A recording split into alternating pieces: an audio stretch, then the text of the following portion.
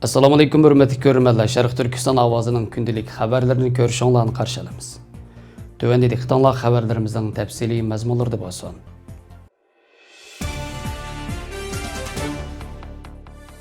Sharq Turkiston sürgün hökuməti Cumhuriyet Reisi G'ulom Osmon Apandi tərəfindən yazılğan Xitaylarning kengaymichilik metodları namlı muhim maqolasi 27 noyabr kuni Hindiston davlatlik televiziya xabar kanallarida və asaslıq turbətlərdə təfsili anlatılğan bo'lib, Hindiston axborot vositalarida Sharq Turkiston haqida keng tashviq qilinib, zo'r ta'sir qo'zg'adi. Yaqindan beri Hindiston davlatlik televiziya xabar kanallarida, muhim turbətlərdə Sharq Turkiston sürgün hökuməti və Cumhuriyet Reisi G'ulom Osmon Apandi, Baş ministri Salih Xudoyor Apandi qatorli qismlar xeyli ko'p o'rin olgan. Tövəndə G'ulom Osmon Apandining Xitoylarning kengaymichilik metodlari nomli maqolasini diqqatingizga sunamiz. Xalqimizda Xitoylar haqida bir o'qish bor. Qattiq yog'ochni yeydigan yumshoq qurt. Bu chaqchaq emas. Boshlardan o'tgan ochiq reallikning sovuqi va xulosasi. Xitoy kengaymichiligi nihoyat qadim tarixdan beri ikki asosiy metod bilan bo'lib kelmoqda. Har ikkisi yumshoqlikni asos qilgan bo'lib, biri divonalik. Bu usulda bechora, xorlangan, insoniy yordamga muhtoj ko'chmanlik usuli bo'lib, bu usulga yana kengayish planlangan allaga qiz sovg'a qilish usuli qo'shimcha qilinadi. Qadimgi zamonlarda Xitoylar Saddichin sirtida yashaydigan ajdodlarimizni urushda yengishga kuchi yetmaganligi uchun har doim Xitoy malikalarini turk podshohlariga sovg'a qilish. Bu orqali xon jamiyatida Xitoy qonliq shahzodalarni barliqqa keltirish. Podshohlarga sovg'a qilingan Xitoy to'qallarining tuqqanlari kimligiga o'rinib josuslar so'qindiriladi. Bir Xitoyni panohtab yuzlarcha Xitoy turk yurtlariga eqib kiradi. To'qalning tuqqani, tuqqanlarning xizmatkorlari, cho'rilar siyoqida keladigan josuslar turk yurtlarida yerliklar bilan to'y qilish orqali yerlashib, keyingi urushlarda ichki tarafdan moslashish vazifasini o'taydi. Boshqa chog'larda josuslik vazifasini o'taydi. Xitoylarning bechora, musofir, ofatdan qochgan ko'chman sifatida yurtlardan teshishi eng umumlashgan kengayish usullaridan biri bo'lib, osh-yalang'och holatdagi bu bechoralarga inson tabiati bo'lganligi har kimning hislashlik qo'zg'almay qolmaydi. Ularga yeydigan, ichadigan narsalarni berib, ortiq o'ylarini berib hislashlik qiladi. Ammo aslida bular kengaymichi ruhliq tajovuzchilar ekanligi bilinganda doimo kashf qilingan bo'ladi. 270 yil butun Xitoyga, bugungi Mongoliya va Koreyaga hukmronlik qilgan Manjularning asli vatani Manjuriya mana shunday ko'chmanlar tufaylidan bugun tamoman mavjudligini yo'qotdi. Manjuriyadan teshib Rossiyaning uzoq sharqidagi zaminlarni ishg'ol qilmoqda. Ikkinchi usul Xitoylar kuchlangan zamonlarda harbiy mudohala qilishni chetga qo'ymaydi. Ammo bu bir turlik yumshoq usullarni asos qilgan bo'ladi. Barliq strategik nuqtalarga askarlar o'rilishib bo'lganga qadar ajoyib xalqchil siyosat yurgizib, yerliklarning qarshiliklarini yumshoq vositalar bilan sundiradi. Masalan, Yoqubbek davrida Yoqubbek hamon Xitoy istilosidan ansirgashga, urushga taqobil turish uchun uzoqqa so'ziladigan urushga uyg'un hozirlik qilgan. Tarixiy manbalarda ko'rsatilishicha 30 yilga yetgudak zapas oshliq to'plagan. Tabiiyki, bu jamiyatda ma'lum noroziliklarga sabab bo'lmay qolmagan. So'zungtan qo'shinlari istilo harakati boshlab, ishg'ol qilinganligi joylarda oshliq omborlarini xalqqa ichib o'tgan. Bu xabar tex qo'ldan ketmagan joylarga yetib kelganda nihoyat zo'r psixikalik eziq turish rolini o'ynagan. Yoqubbek to'plagan oshliqni tarqitib berguchi bu yumshoq ko'ngil Xitoylar nihoyat tezli Yoqubbek kuchlarida ishki parchalanishlarni keltirib chiqargan. İstilochilar Xotanning eng chet yezillargacha ishg'ol qilib bo'lgandan keyin qatlam bilan birlikda tarqitilib etilgan ochliq takror yig'ib olingan va bu ochliq yig'ish intayin rahimsiz shaklda ishga oshirilgan. Kommunist qo'shinlari Wang Jinning qo'mondonligida Sharq Turkistonni ishg'ol qilishga yo'llanganda avval Lanjuda oylarcha yetib, butun qo'shinga Sharq Turkistonga borgandan keyin qanday tutumda bo'lish kerakligi haqida dars berilgan va Zozungtangning xotiralari o'gitilgan.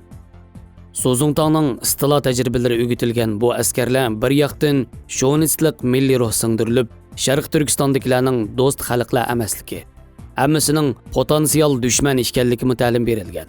Wang Jin ozodlik armiya askarlariga bir joy, bir yeza, bir kent yoki biror mahalla ishg'ol qilinayotganda, bir ozodlik armiya jangchisi o'lsa, buning badaliga shu joydan 5 erkakni etib tashlashga buyruq bergan. Askarlarning qo'llarida sövet, yo'l bo'yi tezak terib, söveti to'lganda o'ttirib kelgan birisining etiziga to'kib, qeyrlarning ish ko'chlariga qarishib berib, suyini to'shib, etizini terishib berib, yordam suyarligi bilan xalqning ra'yini qozonishga uringan bo'lsa, bir tarafdan tashviqotlarda ishg'oliyat uchun kelmaganligini, yordamga kelganligini, 3 yildan 5 yilgacha sotsializm qurishga yordamlashib, bu yo'ldagi to'salg'i kuchlarni, jahongirlarning qo'lchumoqlarini yo'qotish berib, ondan chiqib ketadiganligini to'xtamay jarsagan. Harbiy yutkilishlar kechalari olib berilgan. Barliq strategik nuqtalarga askarlar o'rinlashib, keraklik harbiy aslahalar, uzun muddatlik urushlarga taqobil turarligidek logistik muhimmatlar hozirlanib bo'lganga qadar xalqning ko'ngliga yoqadigan ishlar qilingan.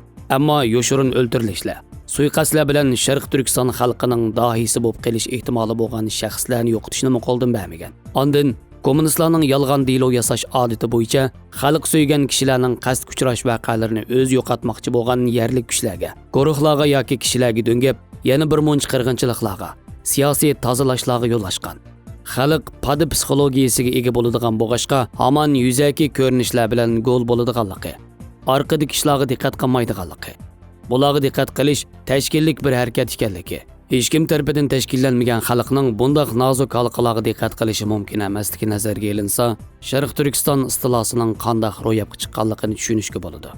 Sovet ittifoqi 3-internatsional tarkibidagi Uyg'ur kommunistlarni Sharq Turkistonga avatib, xalq rayini sovetlarga moyil qilishga, bu orqali bir xalq rayini sinash orqali Sharq Turkistonni qo'shib olishga niyat qilgan.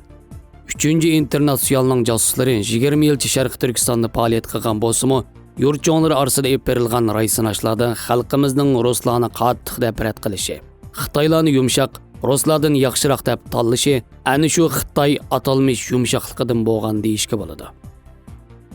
Peshqadamlarimizning nurg'ini 50-yillarning keyingi yarmidan boshlab bu tanlash uchun pushaymon qilishga boshlagan bo'lsa-mu, bak kechikkan edi. Ishg'oldan keyingi Xitoy siyosati hamon qilchimi yo'l qo'ymaslik, qattiq bo'lish tipida bo'lib, Xitoylarning qarashicha agar bir qatim talablar qabul qilinsa, bu xalqda doimla talab qo'yish uchun to'polon ko'tarish jasorati tug'diradi. Shunga qattiq bo'lish, qilchimi yo'l qo'ymaslik orqali ularning ozodlik umidini mangulik sundirg'ili bo'ladi deb qaraydi. Shunga Xitoy siyosatida chekdan oshgan to'lqinlar to'xtasimi, bu talablik avj olgan davrda maydonga kelgan udumlar hargiz burun qaltiga qaytarilmaydi.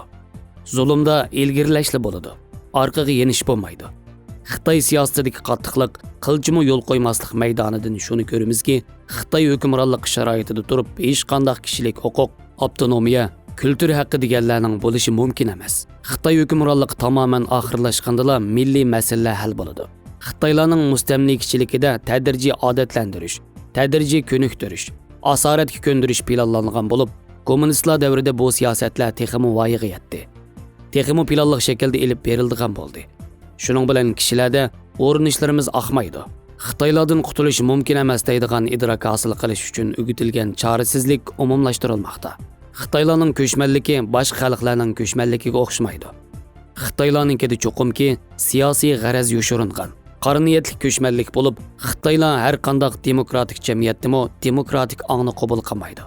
Xitoycha siyosiy axloqni tashlamaydi. Buni biz har doim bayqaymiz, ammo boshqa xalqlar buni bayqayolmaydi.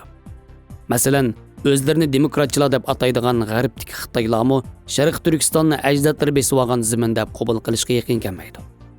G'arb jamiyatida o'sgan Xitoylarmi xuddi istilochi ajdodlarga o'xshashla atalmish azaldan 2000 yildan buyon degan yolg'on tarixni takrorlaydiganligini ko'ramiz.